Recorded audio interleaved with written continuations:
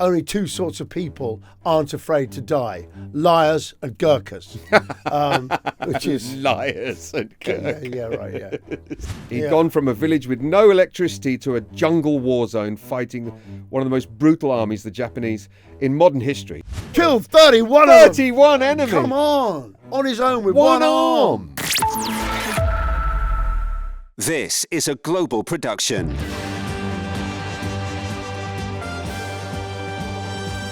But all of the armies were hired. This wasn't the British Army as such. Oh. No. The British East India Company, which had a royal charter, they paid for the army. Really? Oh, yeah. Oh, hello there. Welcome to episode 75 of Bloomin Legends. I'm Johnny Vaughan. I'm Gavin Woods. Just to say, there's been quite a to-do about the numbering of the episodes. This is because we whacked in a couple that were two-parters. Two-parters, yeah. Then there was one that was a special. That's right. Then there was a muddle-up in the 30s. There's simply nothing to be done about it, John. I mean, only a couple of weeks ago we were doing 72, and that was like a week ago. Right. And then we straightened it out, and then we came to 73. Logically, 74 should follow that, but...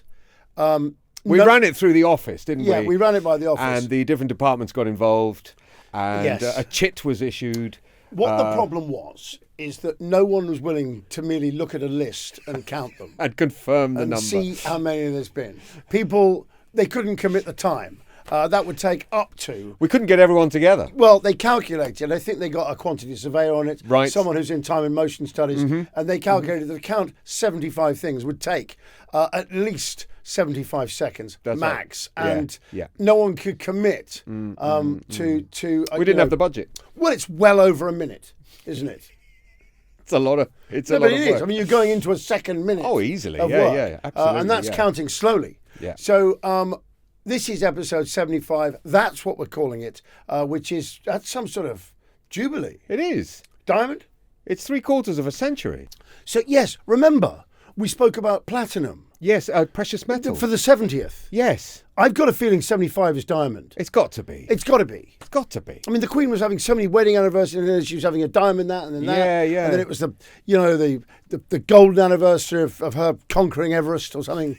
Wasn't it? There'll be a pink diamond one No, there as well. was. And then at the same time, she was running alongside the Queen Mum for a bit. Right. And it was like the Queen Mother's 80th anniversary of killing a man with her bare hands or That's something. right. That was in Scotland, Yeah, wasn't in it? Scotland, Yes, yeah. She killed a man. An intruder. That's right. An intruder, trespasser. Threw him in a river. Yeah, drowned him. Queen Mother held him down.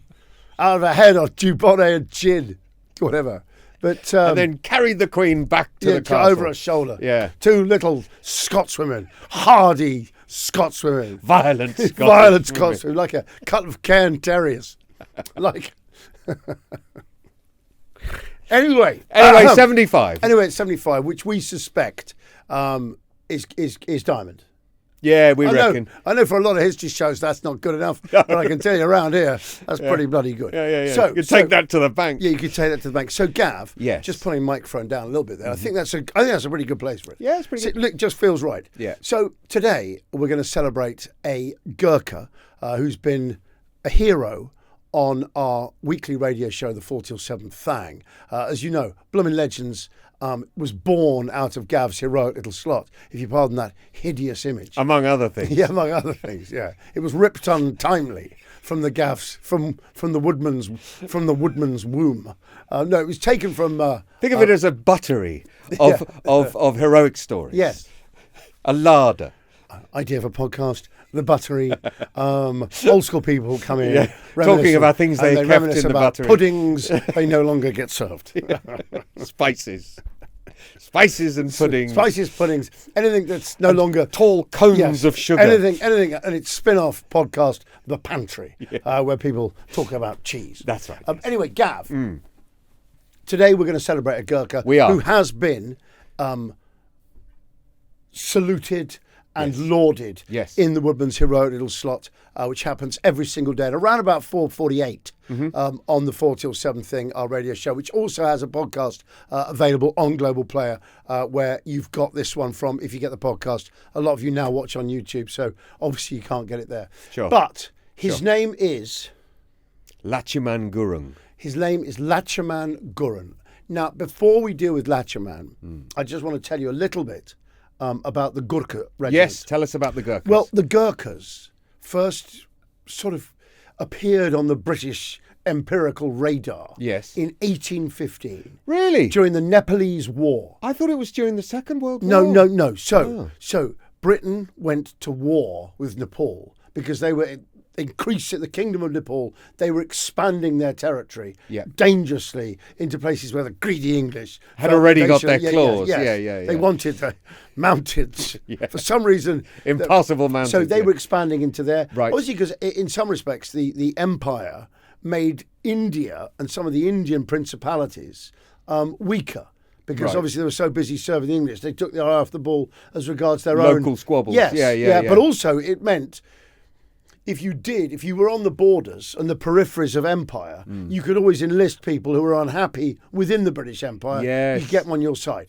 Anyway, in 1815 we were at war. Now this war, we were losing lots of people on both sides. So both kings decided, look, let's just sign a treaty. We're losing too many and no one's getting anywhere. It was born of a treaty.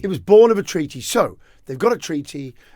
The Nepalese, it was a Pyrrhic victory really for the British. The Nepalese ceded lots of land. But what came out of it was that the British were incredibly impressed with the Gurkha. Yes. Now, the word Gurkha has come to mean a highly skilled fighter from Nepal. Yep. Actually, its origins are simply in a very famous hilltop village that was famous for breeding these warriors called Gurkha. Oh, that's just from the people in that area? In that specific town. Gary, wow. Called Gurkha. Right. So it became a generic term because he's like a fighter from Gurkha. Wow. Because that's where people there would go and learn to be these fighters with the kukri, the famous curved blade, which once drawn must be used to take blood before it's put back in. So Gurkhas used to nick themselves there, which is true. So that is what a Gurkha is. The British were so impressed, they then, the East of India Company, the Royal East India Company, then bought their services. Ah. Yeah. And created the Gurkha regiment within the British Army. The Gurkha Rifles, Gurkha Rifles. So it's an infantry regiment. Yeah. I think now, the way that the regiments got amalgamated, there was 4 and then into one regiment in 1995. Right. There's about 4,000 of them still left. Right. What's staggering is that Nepal was never British Empire and was never Commonwealth. Right. And yet, which has been their problem in getting citizenship. Yes. Even when they serve. And pension rights until recently, Even when they serve in our army, obviously Joanna Lumley, particularly passionate about that. Yeah. So there you go. The reason, incidentally, people are reluctant to let them have British citizenship is actually pressure from Nepal, because they go back to Nepal and actually become a pillar of the community. Yep. Because they've served, yes. They've got this army mentality. They go back there, they've got money because they've been sending money home, which is a lot by their standards, if you see what I mean. And they are pillars of the community. Right. So you're taking away... To have been a Gurkha, once you go back, you're kind of... It's also quite Darwinian and always has been. Gurkhas really fight to get one of the limited places every year. Do they? The selection is crazy. Yeah, there's about 400 a year. Gurkhas have tried to be in the SAS. About 12 of them have got in, and apparently they, in the words, pissed it. No, not a big deal for them. They're like, what's the difference between this and standard training? I'm perhaps joking. I think they try 30,000 try every year. Yes. And about 180 get through. It's about under 1%. So one of the reasons they're so good is because they're living in a country where people really are mad to get in the British Army. I know outside Newcastle that seems extraordinary. Not even hilly country. The same in Newcastle are very own. Newcastle is sort of like the Nepal of Britain, know, it's where they're a bit harder and they want to get in. So bearing all that in mind, that's me done. That's what a Gurkha is. That's the culture in which our hero finds himself. Gav, take it away. So Lachhiman Gurung, a quick bio. 4'11" Nepalese farmer, became one of the most decorated Gurkhas in history. During the Battle of Taungdaw in 1945, he had his right hand blown off by a grenade. He then single-handedly held off 200 Japanese soldiers. with one arm, a bolt-action rifle, and just sheer will. When dawn broke, 31 enemy soldiers lay dead, and he was still alive. Wow. He received the Victoria Cross, as I said before, 4'11", he weighed 8 stone. He went home and farmed rice with one hand for the rest. Barely mentioned it for the next 60 years. Wow. Absolutely unbelievable story. They've won more Victoria Crosses than any other regiment in the British Army, haven't This blew my mind. I looked it up. Yeah. The Gurkhas in the enlisted ranks, i.e. the Nepalese soldiers within the Gurkhas, 13 Victoria Crosses. Yes. The British officers serving with the Gurkhas, 13 Victoria Crosses. Yes. There's only one SAS soldier with a Victoria Cross, Anders Lassen, who we will get to, because his story is unbelievable. But just to say, it's slightly skewed, that stat, because the SAS can't say what they've been up to. I wondered about that, because do they make them public? No, they don't. I'm sure they don't, because they can't talk about the operations. No. I did wonder about that. But either way, no matter what you compare it with, that's a lot of Victoria Crosses. Do you know what's weird is it wasn't until I think 1995 that there was actually an officer in the Gurkhas who was Nepalese. Right, yeah, because they were always British officers. Always British, yeah. And I think it makes the officer braver, the fact he is leading these maniacs. Yeah. You literally, I mean that with all due respect, but they're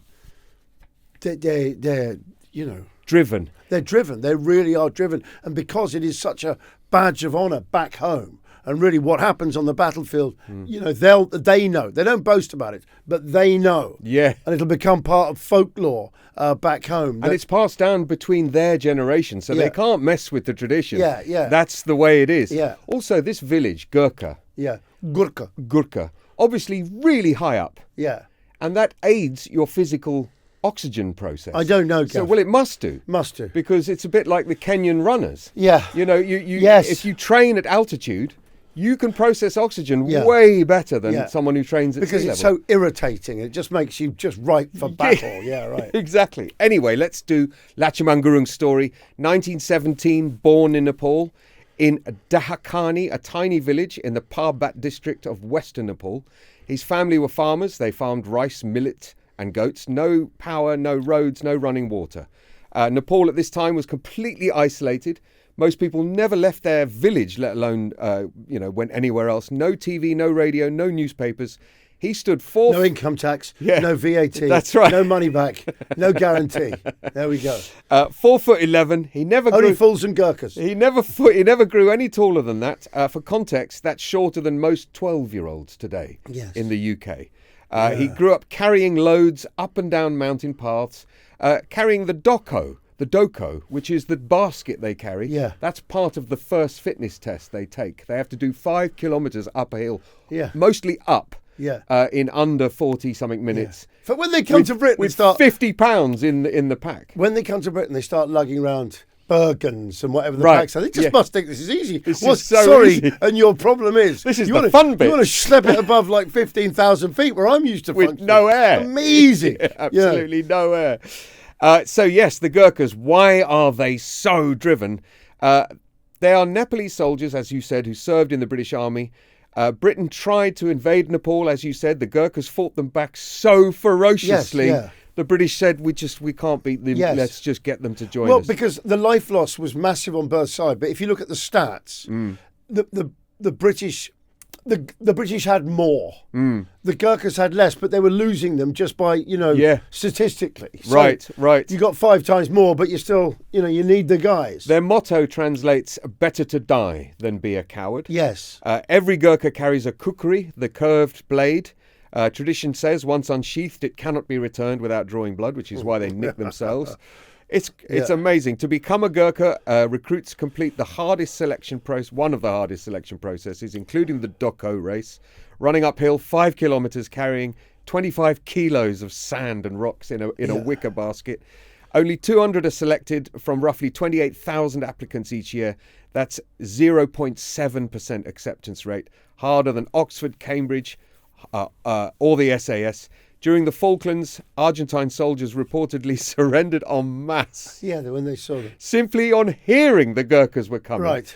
British. Maybe they should have had. Maybe they should have had Gurkhas stewarding the final. You know, they should have had a Gurkha ref. You know? Definitely. Referee today is from Nepal, Fully qualified Gurkha. and so the linesman. And once the whistle is unsheathed, Even once the red card is out, it must. he slaughters the offender. He must send a man off. Yeah.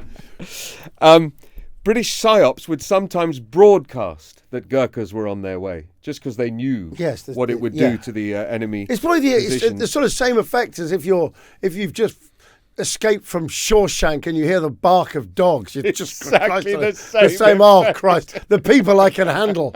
Yeah. The Scots are on their way. No, that's nuclear. That's serious. In World War II, there's a famous story of a. Can I say what's amazing about the Gurkhas is they do have their own tartan. Do they? Of course, you got to give them tartan. Of course they are, because they're allied with the Scots regiment. Of course they've got a tartan. Of course. You can't have people. Johnny, they're Highlanders. Gav, they're Highlanders. You can't have people, who are that ferocious, that frightening.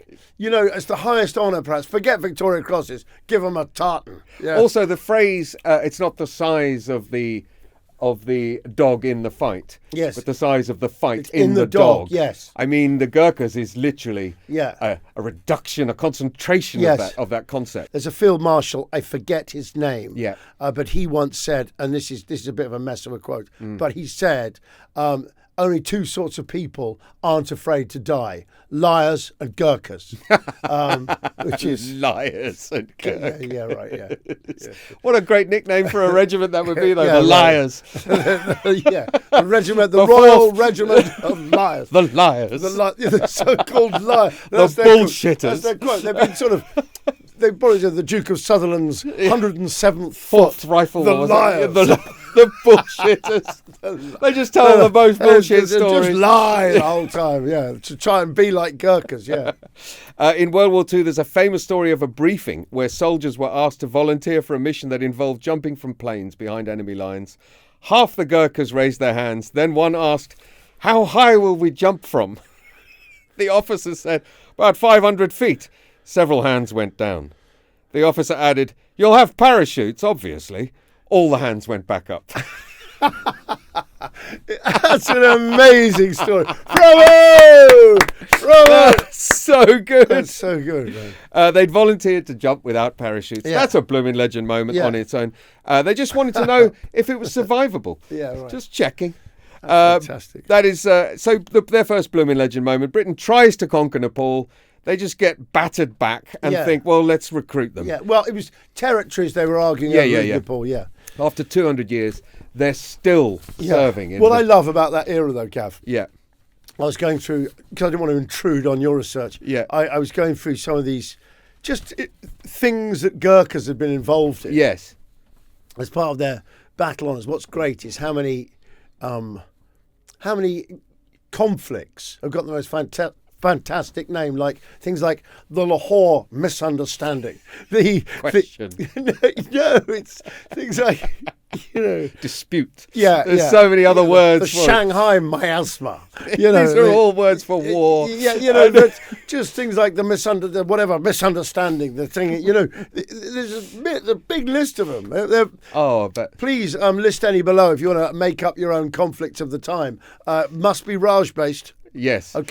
Okay, so 1940, this is when Lachhiman Gurung enlists. He's aged 22. He walks from his village to an army recruitment centre. To London, to Kent. No, to get there he had to trek for days across mountain paths, no roads or anything. He was reportedly too small, even for the Gurkhas, but they value heart over size. 4'11". And they clearly saw something in him. He enlisted in the 8th Gurkha Rifles, part of the British Indian Army. He was eventually deployed to Burma. Imagine that being your introduction. He'd gone from a village with no electricity to a jungle war zone fighting one of the most brutal armies, the Japanese, in modern history. The Burma campaign, so-called the Forgotten War. 1941 to 45. It's 4 years in the jungle there. It got almost no attention compared to Europe and North Africa. Because they were the Chindits and they weren't fighting. There's no battles. There was no big front line. Right. It was just literally jungle warfare. You're not even getting that thing that, like in the Nam, the battle for hill whatever. Right. It's disruption. Yes. It's attack and run. It's small groups. Yes. It's squabbles. Yes. But horrible ones in the jungle. Yes. Yeah. The conditions were nightmarish. Dense jungle, monsoon rains, 40-degree heat, and malaria, which killed more soldiers than bullets. Leeches, snakes, dysentery, and Japanese soldiers who would rather die than surrender. Yeah. But also resupply a real problem. I bet. You're deep in there. Yeah. How do you travel through there at speed with lots of logistics? It's impossible. Yeah. Finding any kind of bearing. You've got that razor grass. That's why the railways were so important. That's why it was always bridges and railways in Burma, wasn't it? Nightmare. The Japanese military code, the Bushido Code, meant surrender was considered worse than death. Which, just to say, and I'm no way being an apologist for the Japanese atrocities during the war, but they couldn't believe that, say, 250,000 British soldiers surrendered. Yeah, they couldn't believe it.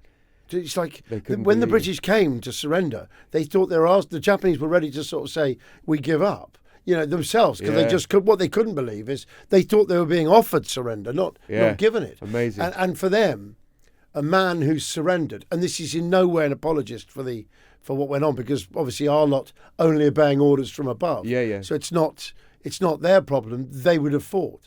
But for 250,000 people as soon as you've surrendered, you really are subhuman. You no longer deserve to be treated like a man. I say this because, in comparison with sort of the war crimes over the other side of the world from Nazis, I think there's something slightly different about the inhumanity of the Japanese. The reason they treated the British soldiers and the people they captured inhumanely was because they saw them as inhuman. Right. Because you surrendered. Yeah, because surrender was worse than death. Right. Japanese soldiers fought. And I apologise sincerely because I'm not in any way judging the soldiers. You're judging the soldiers. They were given the order to surrender. They suffered for it. They really did. And let's make that really clear. Yeah. Because obviously how the Japanese treated their prisoners was horrible. Was diabolical. But that's in their culture, what they thought of anyone who'd surrender. They would fight to the last man. They would do night attacks, screaming banzai charges out of the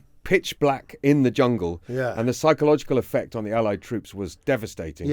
By May 45, the war in Europe was already over. VE Day was 8th of May 45. While people in London were dancing in the streets, Lachhiman was in a jungle trench, still about to have this unbelievable battle he had, the one he was awarded the VC for. From the 12th to the 13th of May 1945 came the Battle of Taungdaw. In the night of the 12th of May, 4 days after VE Day, rifleman Lachhiman Gurung was manning a forward trench in the Arakan region in Burma. Okay. That's the one no one wants to man. No one wants to man that. It's you and then the Japanese. Not the forward trench. Right, but basically you are the ultimate. Right, line up you four.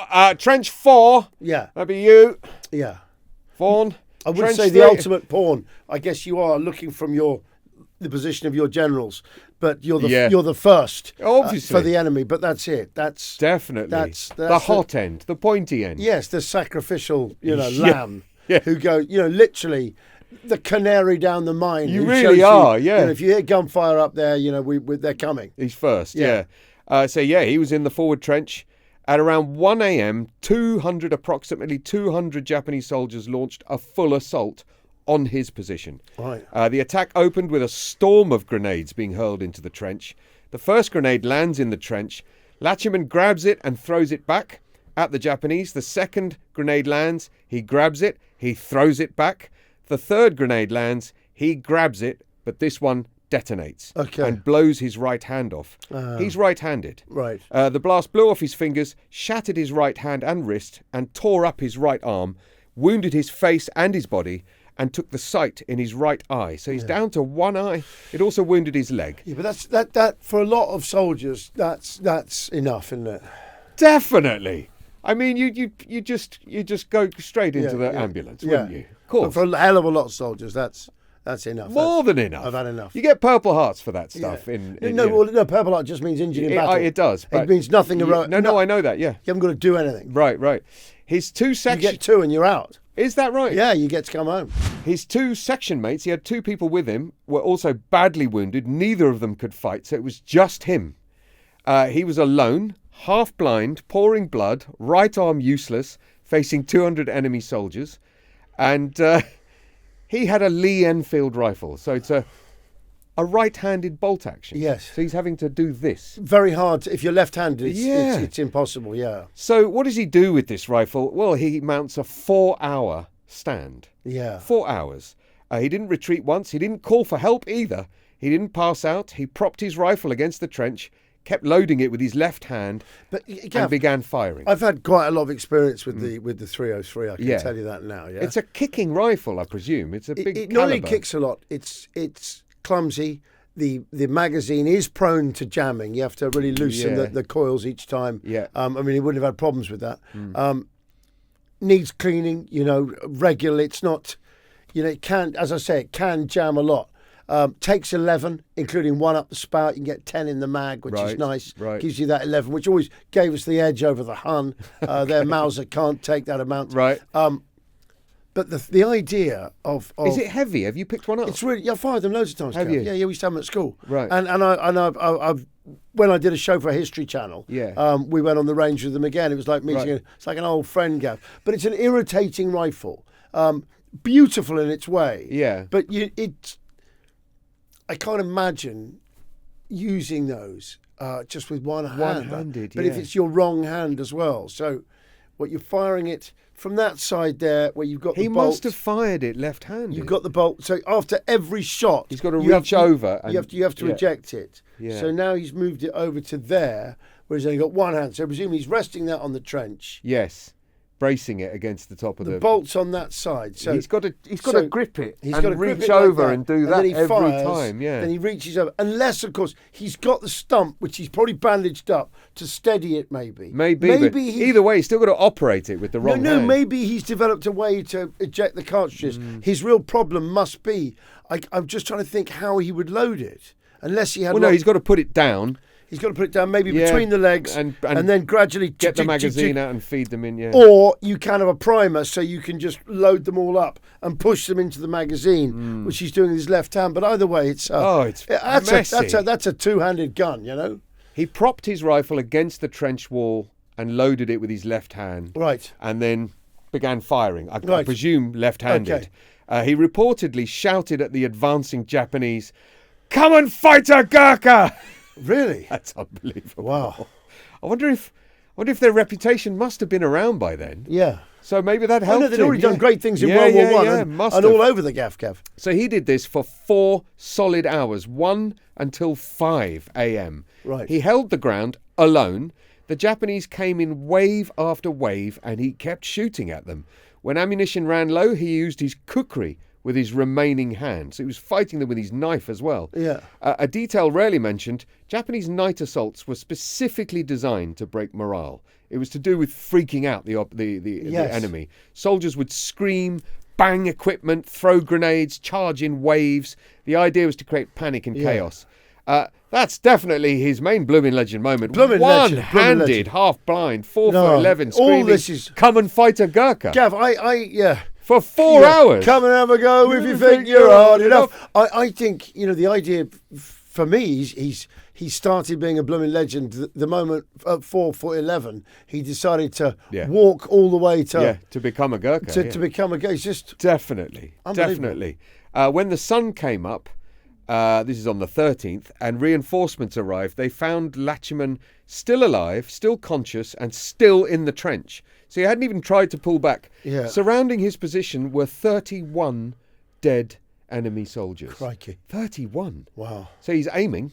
Right. That's the stuff you only get in action films. It's ridiculous. And you wouldn't think, believe this is it. Pure bloody fiction. But the fact that the reinforcements included people who witnessed this, because they must have done what they call a battle damage assessment, don't they? Yeah, they do walk around looking at this. BDA. I don't know if it's called that. And it is called a BDA. Okay. The remaining attackers had pulled back of the Japanese forces, unable to break through a single wounded Gurkha. Right. Gotta go back, sir. Sorry, there's a Gurkha up there. Yeah, right. Can't get through, sir. Can you imagine? It's mind-blowing. It's mind-blowing. Well, no, what's amazing about it, Gav, is that it must have been, so it's jungle. He couldn't be outflanked.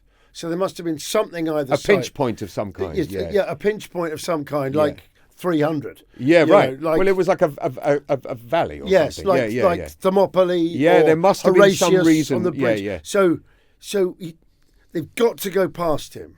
If they do get in the trench, he's getting them with the kukri. They must have assumed there was more. Yes. They couldn't have known it was one guy. Well, if they'd known there was just a one-armed man, a one-armed, one-eyed, injured man. There's 40 of them. They keep shouting, come and fight a Gurkha. Yeah. It's crazy. It's crazy.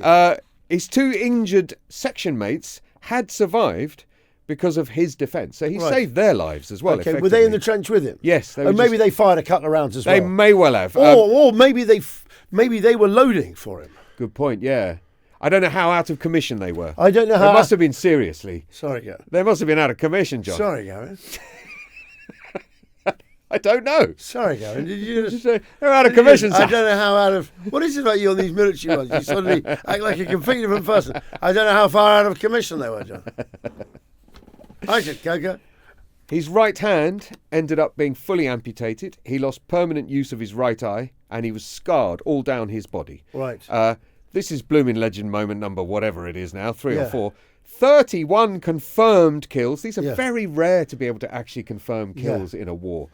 With a bolt-action rifle, one hand, in the dark, over 4 hours. Roughly 1 kill every 7 to 8 minutes. Well, do you know, while being charged at. Why? Wow. While bleeding. And you're the size of a 12-year-old. In Joanna Burke's extraordinary book, which I would commend to you if you really want some good details about war, An Intimate History of Killing, where she interviews soldiers, men who've killed in battle. Only 1 in 5 weapons have been fired when people return from a patrol that has run into combat. Only 1 in 5? Only 1 in 5, yeah. Really? Most men don't even do anything. Even under contact? Yeah, no, they don't do anything. Because I remember reading somewhere that they did a survey. They did some kind of survey where they realised that most soldiers, it might have been the First World War or the Second, or the beginning of the Second, most soldiers weren't picking out an enemy soldier to shoot at. They just fire. They just shot at the area. They'll just go over the top and fire. But only 1 in 5. That's mind-blowing. It's a stunner. That's a NAM stat. Do you think that's built into we just don't want to kill other humans? No, once things start going, people freeze. Because firstly, it's very rare. It's only like you don't usually see the guy shooting at you. The stats on days where they were actually in combat in a combat zone for NAM dwarf any other conflict. That's the first thing. They just had so much more of it. It's crazy. Really? Oh yeah. If in terms of the amount of days a year where they were actually in danger. It's not about things being fired all the time. It's that you are in somewhere dangerous. It's dwarfs anywhere else, which is the high percentage of PTSD. You simply can't do that. Remember, man is meant for a battle, and that's it. You die or you don't. Yeah, not constant. That's what we're built for. We're not built to wander around jungles with the threat of death. Which is why I guess the PTSD thing for special forces is so high, because that's all they do. Yes, is combat. They're sent in for combat. Humans simply aren't designed for that. That makes sense. We're designed for battles. You all go in. You're all together. And you know why you're there. But to not quite know why you're there, you're in terror and you're wandering around a jungle, But obviously Gurkha's made of sterner stuff. Well, and I don't say this to, in fact, I don't say this to belittle any people suffering from PTSD, but the suffering of that is because of this constant psychological torture of terror, which we weren't necessarily, but it does throw back, because obviously our forebears would have been through, weeks like that, or waiting for an enemy, but not just walking around terrified. Constantly. Not from humans anyway. I mean, from animals. Yeah. Anyway, Lachhiman Gurung was awarded the Victoria Cross, the highest military honour in the British forces. His citation reads in part: his gruesome wounds, the gruesome proximity of the enemy, his outstanding courage, fearless determination, and total disregard for his own safety were an inspiration to all. That phrase, total disregard for his own safety, is common in VC commendations. It's essential for them. It's essential, isn't it? Without any regard for his own safety, life. running at bullets, basically, or things like that. Every Victoria Cross is cast from the bronze of a captured Russian cannon from the Crimean War. Every single VC ever awarded comes from that same block of metal, and there are only 1,350 in existence. Do look at our episode on Arthur Martin Leake for a complete history of the Victoria Cross, how it started, how many there are, and where they keep the hallowed metal. And also, there's only one jewel as it comes from in St James's. Gav, go on. Well, that's it. Another Bloomin Legend moment. He gets the VC made from enemy cannons awarded to a man who threw enemy grenades back with his bare hands, losing one of them in the process. After the war, Lachhiman Gurung went back to Nepal. He went back to farming with one hand. Think about that. So subsistence farming in Nepal in the 40s involved carrying water, cutting crops, tending livestock, building buildings, repairing buildings, all on mountain terrain, all physical, and he did it, the whole thing, one-handed for decades. He married, he had children, he lived quietly. He reportedly never brought up the battle unless directly asked about it. Even then, he would play it down. He eventually moved to the UK, as many Gurkha veterans did from the 60s onwards. And he lived modestly in a small flat in London. Despite their extraordinary service, the Gurkha veterans were historically given far smaller pensions than the British equivalents and denied the right to live in the UK. A Gurkha that's because they weren't Empire citizens. Right. And they're hired in almost like official mercenaries. You know, there's no... But it was never Empire, it was never Commonwealth. No, that's right. A Gurkha who served 15 years would get £100 a month. I guess that's what would be going much further back in Nepal. Unbelievably far back in Nepal. So when they start talking about pensions, it being a lot less. You can't compare them in a way. That's a lot of money in their communities back home where they don't really use it. A British soldier with the same service would back then, not now. That's right. Would get £6,000 a month. This became a huge public campaign from Joanna Lumley, whose father served with the Gurkhas. I didn't know that. Yeah, he was officer with the Gurkhas. Lachhiman became one of the faces of the campaign, a man who'd given his hand and his health for Britain, now living in near poverty in the country he'd fought for. In 2009, the government finally granted Gurkha veterans equal settlement rights and pensions. Lachhiman Gurung died on the 12th of December 2010 in London, aged 92. Yes. He lived to 92. He was given full military honours. His Victoria Cross is held at the Gurkha Museum in Winchester. In Nepal, he's a national hero. Schools and streets are named after him. There's a statue erected in Parbat, where he's from.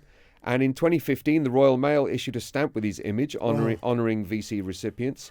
Every year, new Gurkha recruits are told his story during training. Right. And it's pretty much why he's a Bloomin Legend. He was a tiny farmer from a mountain village who threw grenades back at the... Do you know what it is with farmers? There's so many, especially World War II. Well, Charles Upham, farmer from New Zealand. Charles Upham, a Kiwi farmer. Yeah. And what did he do when he went home? Back to a farm. Back to farming. Because I think farming is a struggle. Yeah. It's a built-in struggle. They're just used to a struggle that you struggle, toil all your life to feed people. I mean, you look at someone like Jeremy Clarkson.